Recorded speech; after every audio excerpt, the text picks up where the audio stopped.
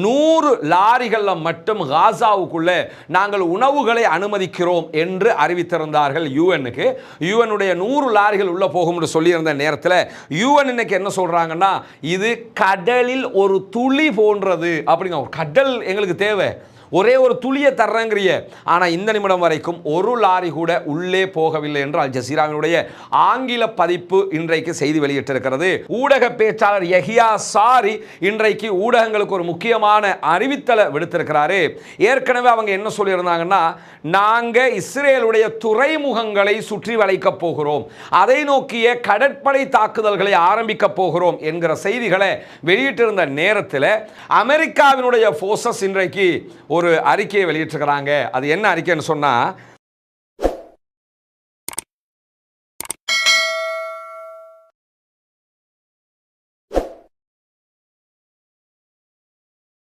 அன்பிற்கினிய சகோதர சகோதரிகளே, நம் அனைவர் மீதும் ஏக இறைவனுடைய அமைதியும் கருணையும் உண்டாகட்டுமாக என்கிற உயரிய பிரார்த்தனைகளோடு பாலஸ்தீனத்தினுடைய காசா பகுதிகளில் 592வது நாளாகவும் என்னவெல்லாம் நடக்கிறது என்கிற செய்திகளை தான் நம்ம இன்னைக்கும் பார்க்க இருக்கிறோம். இன்னைக்கு வெளியாகி இருக்கக்கூடிய செய்திகளை பொறுத்தவரை நமக்கு தெரியும், தொடர்ந்து கத்தர் தலைநகர் தோஹாவில் பாலஸ்தீன விடுதலை போராட்ட அமைப்பினருக்கும் இஸ்ரேலிய ஆக்கிரமிப்பு இராணுவத்தினுடைய சார்பாக கலந்து கொண்டிருக்கக்கூடியவர்களுக்கும் இடையில ஒரு சமாதான சீஸ்ஃபயர் ஒப்பந்தம் தொடர்பான பேச்சுவார்த்தைகள் நடைபெற்று வருகிறது. அந்த பேச்சுவார்த்தைகளில் எந்த விதமான முக்கியமான முன்னேற்றங்களும் இதுவரை ஏற்படவில்லை என்கிற செய்திகளுக்கு மத்தியில் பாலஸ்தீன விடுதலை அமைப்பினுடைய தூதுக்குழுவோடு ஈரானுடைய வெளிவிவகார அமைச்சர் அப்பாஸ் அராச்சி இன்றைக்கு சந்திப்பொன்றை மேற்கொண்டிருக்கிறார். அப்பாஸ் அராச்சி அவர்கள் மேற்கொண்டிருக்கக்கூடிய சந்திப்பில் இதுவரைக்கும் கத்தர் தலைநகர் தோஹாவில் என்னவெல்லாம் நடந்திருக்கிறது என்பதை ஈரானிய அதிகாரிகளுக்கு தாங்கள் நினைவூட்டி இருப்பதாகவும் விரிவாக தெளிவூட்டி இருப்பதாகவும், அதே நேரத்தில் அடுத்தடுத்த பாலஸ்தீனத்தினுடைய கட்டங்கள் எப்படி இருக்க போகிறது என்பது தொடர்பான மேலதிக அறிவுரைகளையும் ஆலோசனைகளையும் பெற்றுக்கொண்டதாகவும் பாலஸ்தீன விடுதலை அமைப்பினர் இன்றைக்கு தகவல் வெளியிட்டிருக்கிறார்கள்.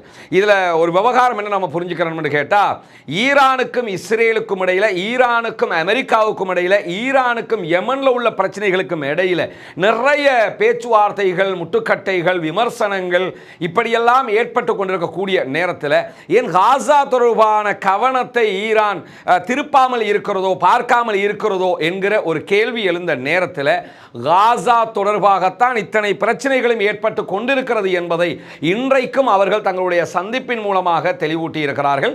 பாலஸ்தீனத்தினுடைய தாக்குதல்கள் நிறுத்தப்படுகிற வரைக்கும் யமன் தாக்குதல்களை நிறுத்தாது என்று சொல்வதும் ஈரானுடைய பின்னணியில் தான் நடைபெற்றுக் கொண்டிருக்கிறது. அதே நேரத்தில் அமெரிக்காவுக்கும் ஈரானுக்கும் இடையிலான பேச்சுவார்த்தைகள் மிக சுமூகமாக, மிக மிக நெருக்கமாக இருப்பதான செய்திகளும் வெளியாகி கொண்டிருக்கிறது. இப்படியான சூழ்நிலைகளில் இன்றைக்கு பாலஸ்தீன அப்பாவிகள் மீது இஸ்ரேலிய ஆக்கிரமிப்பு இராணுவத்தை சேர்ந்தவர்கள் கடந்த 24 மணி நேரங்களுக்குள்ளாக நடத்தியிருக்கக்கூடிய பயங்கரமான பயங்கரவாத தாக்குதல்களில் 87 அப்பாவிகள் கொல்லப்பட்டிருக்கிறார்கள், ஷஹீதாகி இருக்கிறார்கள். 136க்கு மேற்பட்ட அப்பாவிகள் படுகாயம் அடைந்திருக்கிறார்கள் என்கிற செய்திகளும் இன்றைக்கு வெளியாகி இருக்கிறது. தொடர்ந்து இஸ்ரேலிய ஆக்கிரமிப்பு இராணுவம், இஸ்ரேலிய ஆக்கிரமிப்பு இராணுவத்தினுடைய அனைத்து பலங்களையும் பயன்படுத்தி அப்பாவி மக்களை கொன்று குவிக்கிற காரியத்தில் ஈடுபட்டு வருகிற நேரத்தில் இன்றைய தினம் பாலஸ்தீனத்திற்கான எங்களுடைய தாக்குதல்கள் எப்பொழுதும் போல மீண்டும் அதிகரிக்க போகிறது என்கிற அறிக்கையை வெளியிட்டிருக்கிறது. யமனில் இருக்கக்கூடிய ஹூதிகளுடைய இராணுவ படைப்பிரிவு, ஹூதிகளுடைய இராணுவ படைப்பிரிவினுடைய ஊடக பேச்சாளர் யஹியா சாரி இன்றைக்கு ஊடகங்களுக்கு ஒரு முக்கியமான அறிவித்தலை விடுத்திருக்கிறாரு. ஏற்கனவே அவங்க என்ன சொல்லியிருந்தாங்கன்னா, நாங்கள் இஸ்ரேலுடைய துறைமுகங்களை சுற்றி வளைக்க போகிறோம், அதை நோக்கிய கடற்படை தாக்குதல்களை ஆரம்பிக்க போகிறோம் என்கிற செய்திகளை வெளியிட்டிருந்த நேரத்தில் தொடர்ந்து இஸ்ரேலுடைய டெல் அவீவில் இருக்கக்கூடிய சர்வதேச விமான நிலையத்தின் மீது ஹூதிகள் தாக்குதல்களை நடத்தி வருகிறார்கள். சர்வதேச விமானங்கள் எதுவும் டெல் அவீவுக்கு வரக்கூடாது, உங்கள் விமானங்கள் இதனால் அழிவுக்குள்ளானால் அதற்கு நாங்கள் பொறுப்பும் இல்லை என்று மீண்டும் மீண்டும் ஹூதிகள் சொல்லிக் கொண்டிருக்கக்கூடிய சந்தர்ப்பத்தில் இன்றைக்கு ஹூதிகளுடைய ஊடக பேச்சாளர் மிக தெளிவான அறிவிப்பையும் எச்சரிக்கையும் விடுத்திருக்கிறார். குறிப்பாக ஹைஃபா ஹைஃபா துறைமுகத்தை கடற்படை முற்றுகையின் கீழ் யமனுடைய ஆயுதப்படைகள் கொண்டு வந்து விட்டன என்கிற செய்தியை சொல்லியிருக்கிறாரு.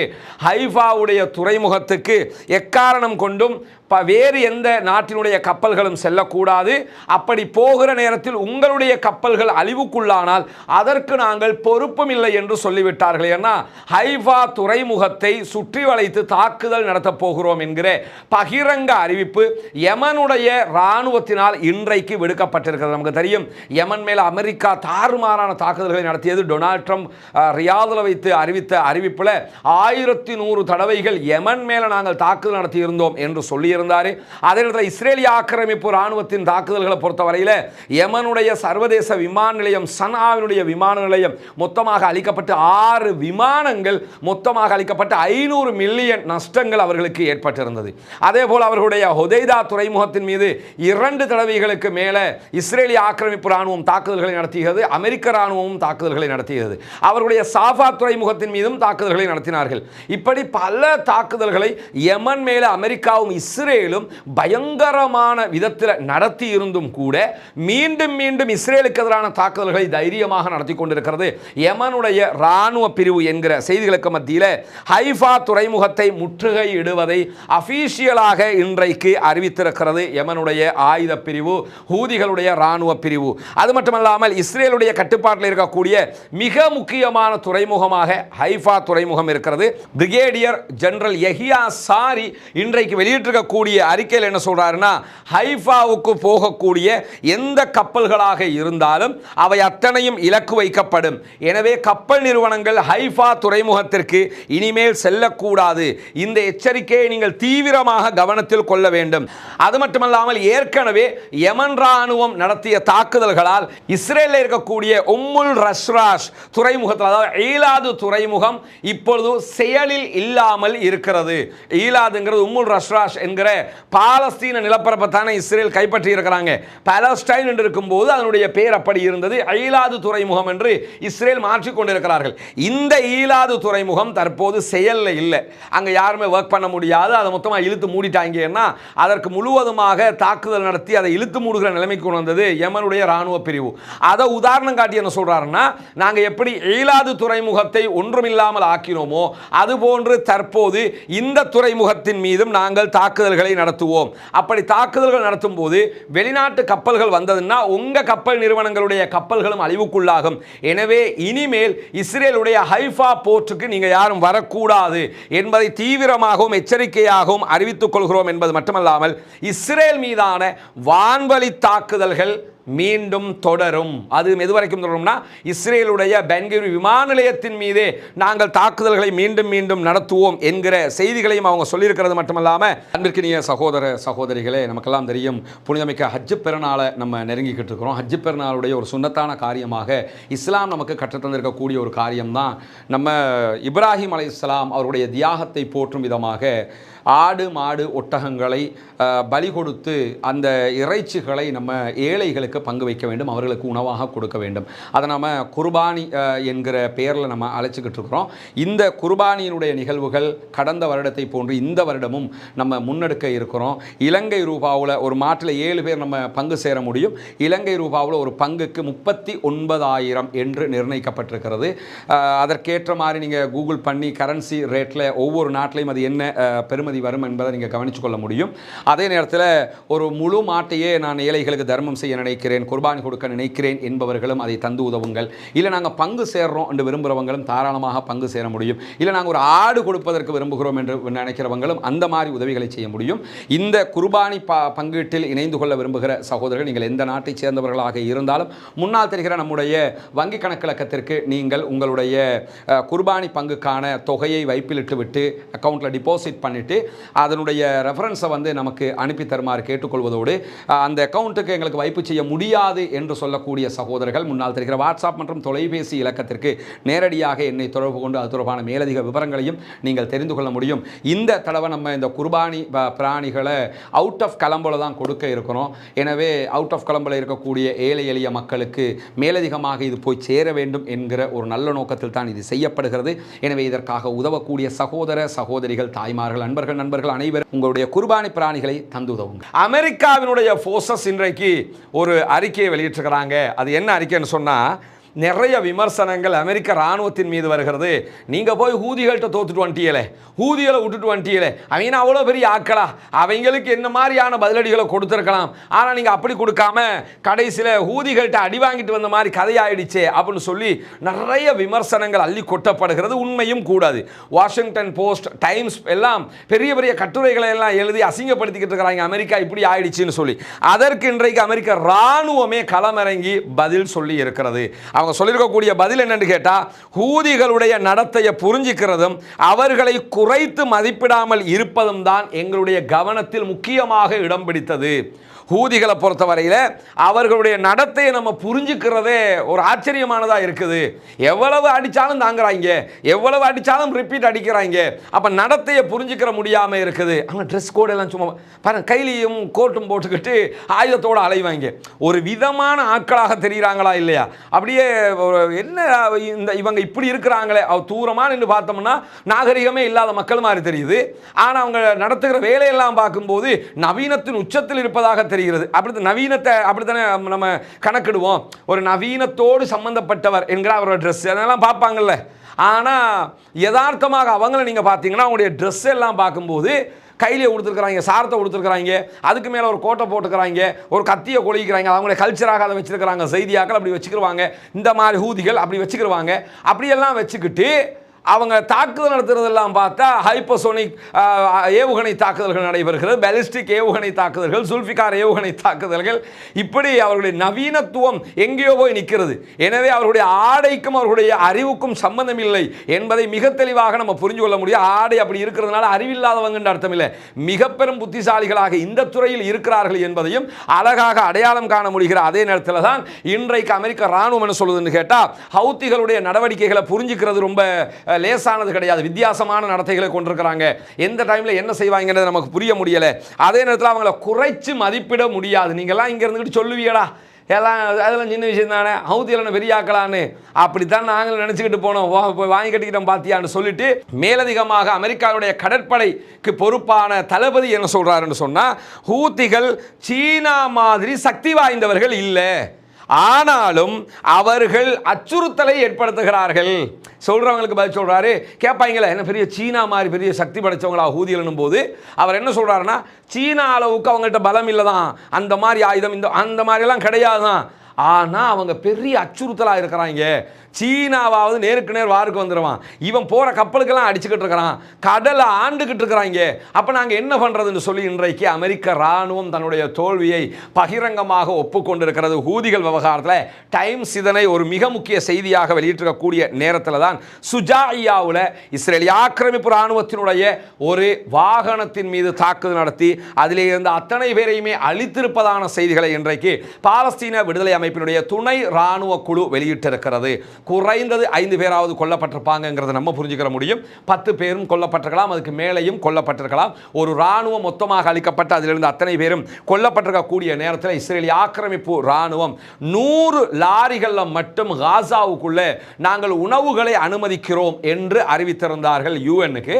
யூஎனுடைய 100 லாரிகள் உள்ள போகும் என்று சொல்லியிருந்த நேரத்தில் யூஎன் இன்னைக்கு என்ன சொல்றாங்கன்னா, இது கடலில் ஒரு துளி போன்றது அப்படிங்க. ஒரு கடல் எங்களுக்கு தேவை, ஒரே ஒரு துளியை தர்றங்கிறிய, ஆனால் இந்த நிமிடம் வரைக்கும் ஒரு லாரி கூட உள்ளே போகவில்லை என்று அல் ஜசீராவினுடைய ஆங்கில பதிப்பு இன்றைக்கு செய்தி வெளியிட்டிருக்கிறது. அவங்க எதிர்பார்த்துக்கிட்டு இருக்கிறாங்க ஒரு 100 லாரியாவது உள்ளே கொண்டு போகலாம்னு, ஆனால் இதுவரைக்கும் இஸ்ரேல் அனுமதிக்கிறதாக சொல்கிறாங்க. உள்ளே போவதற்குரிய வாய்ப்பு இன்னும் கிடைக்கவில்லை என்று கைவிரித்திருக்கிறது ஐநாவினுடைய அதிகாரிகள். அது மட்டுமல்லாமல் நெதர்லாந்து இன்றைக்கு ஒரு முக்கியமான அறிவித்தல் விடுது. ஏன்னா யூரோப் நாடுகள் எல்லாமே இஸ்ரேலுக்கு எதிராக திரும்பிக்கிட்டு இருக்கிறாங்கன்னு தெரியும் நமக்கு. நெதர்லாந்து சற்று முன்னால் என்ன அறிவிப்பு விடுத்திருக்கிறாங்கன்னா, இஸ்ரேலுடனான ஒப்பந்தத்தை மறுபரிசீலனை செய்வதற்கு ஐரோப்பிய ஒன்றிய நாடுகள் தயாராக வேண்டும் என்கிற கோரிக்கை தான் அந்த கோரிக்கை.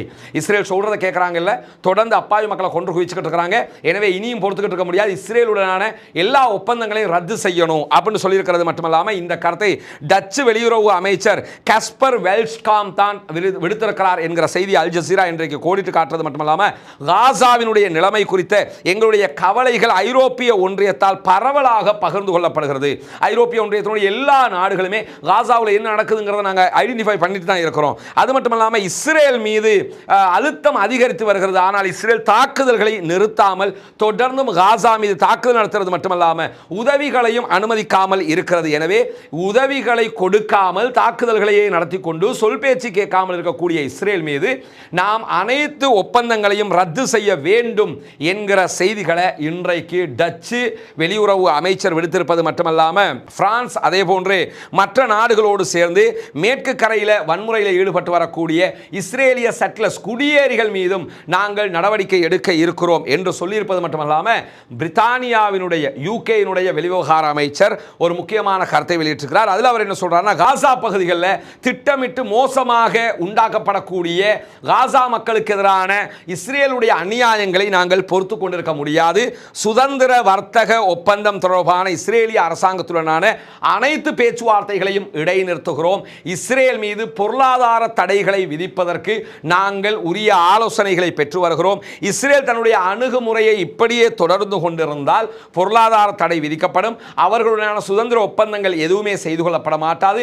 அவர்களுக்கு எந்த உதவியும் எங்கள் தரப்பிலிருந்து வழங்கப்பட மாட்டாது என்பது மட்டுமல்லாமல் நெத்தன்யாவுக்கு நான் ஒன்று சொல்றேன் வெளிவிவகார அமைச்சரே என்ன சொல்றாருன்னா, இந்த முற்றுகையை இப்போதே முடித்துவிட்டு உதவியை உள்ளே வழங்குங்கள். தொடர்ந்து காசா மக்களுக்கு உதவி கொடுக்க மாட்டோம்னு சொல்லிட்டு நாங்கள் யுத்தம் பண்றோம் என்று திரும்ப திரும்ப உங்கள் மக்களையும் அழிச்சுக்கிட்டு எல்லாவற்றையும் இழந்து கொண்டிருக்காதீர்கள். அது மட்டுமல்லாமல் இஸ்ரேலுடைய திட்டம் பாலஸ்தீன விடுதலை அமைப்பை அழிக்காது, ஒழிக்காது, பாதுகாப்பையும் கொண்டு வராது என்பதை இன்றைக்கு பிரித்தானியா வெளிப்படையாக சொல்லியிருக்கிறீங்க. என்னத்தை கூத்து போட்டாலும் பாலஸ்தீன விடுதலை அமைப்பை அழிக்க முடியாது. அது மட்டுமல்லாமல் உங்களுக்கு பாதுகாப்பும் கிடைக்காது. எனவே உடனடியாக நீங்கள் இந்த தாக்குதல்களை நிறுத்த வேண்டும். இது உங்களுக்கு மிகப்பெரிய பின்னடைவு என்பதை பிரித்தானியா வெளிப்படையாகவே அறிவித்திருக்கிறது. பிரித்தானியாவுடைய பார்வையில் இந்த யுத்தத்தில் மிக பெரும் தோல்வியை அடைந்திருக்கிறது இஸ்ரேல் என்பதையும் நம்ம புரிந்து கொள்வது மட்டுமல்லாமல் தொடர்ந்து வெளியுறவு அமைச்சர் சொல்லும் போது என்ன சொல்றார் என்று சொன்னா, இந்த காசா மீதான இஸ்ரேலிய தாக்குதல்களும் அங்க இருக்கக்கூடிய அமைச்சர்களுடைய கருத்துக்களும் தீவிரத்தனமானது, பயங்கரவாதத்தை ஊக்குவிக்கிற விதமான பேச்சுக்கள். எனவே இவைகளும் நிறுத்தப்பட வேண்டும் என்று சொல்வது மட்டுமல்லாமல் மஸ்ஜிதுல் அக்ஸாவுக்குள்ள திரும்ப திரும்ப குடியேறிகள் உள்ளே நுழைந்து தாக்குதல்களை நடத்துகிறார்கள். அவருடைய தல்முதிக் என்கிற வணக்க வழிபாடுகளில் ஈடுபடுகிறார்கள் என்கிற செய்திகளை இன்றைக்கும் அல் ஜசீரா சுட்டிக்காட்டுறது மட்டுமல்லாமல் இந்த மாசத்துக்குள்ள மட்டும் ஆண்கள் பெண்கள் என்று 10,031 குடியேறிகள் மஸ்ஜிதுல் அக்ஸாவுக்குள் நுழைந்து தாக்குதல்கள் நடத்தியிருக்கிறார்கள். இஸ்லாமியர்களுடைய மூன்றாவது புனித தலத்தின் மீது தொடர்ந்து இந்த அநியாயம் நிகழ்த்தப்படுகிறது. அரபு நாடுகள் கை கட்டி பார்த்து கொண்டிருக்கிறது. அல்லாஹ்வினுடைய பாதுகாப்பும் அல்லாஹ்வினுடைய அருளும் மட்டும்தான் மஸ்ஜிதுல் அக்ஸாவை பாதுகாக்கும் என்பதை நாம் ஆழமாக நம்ப வேண்டும் என்கிற கோரிக்கைகளுக்கு மத்தியில் பாலஸ்தீனம் வெற்றி பெற வேண்டும், பாலஸ்தீனம் சுதந்திரம் அடைய வேண்டும், பாலஸ்தீன மக்களும் நம்மை போன்ற நிம்மதியானவர்களாக மாற வேண்டும், வாழ வேண்டும் என்கிற உயரிய பிரார்த்தனைகளோடு பாலஸ்தீன மக்களுக்காக தொடர்ந்தும் அல்லாஹ்விடத்திலே பிரார்த்திக்கிற அதே நேரம் இஸ்ரேலிய ஆக்கிரமிப்பு ராணுவத்திற்கு எதிராக தொடர்ந்தும் குனூத்து நாசிலாவை ஓத மறந்து விடாதீர்கள். பாலஸ்தீன மக்களுக்காக ஜனநாயக ரீதியாகவும் குரல் எழுப்புவோமாக. வாஹ்ர தஅவானா அல்ஹம்துலில்லாஹி ரப்பில் ஆலமீன்.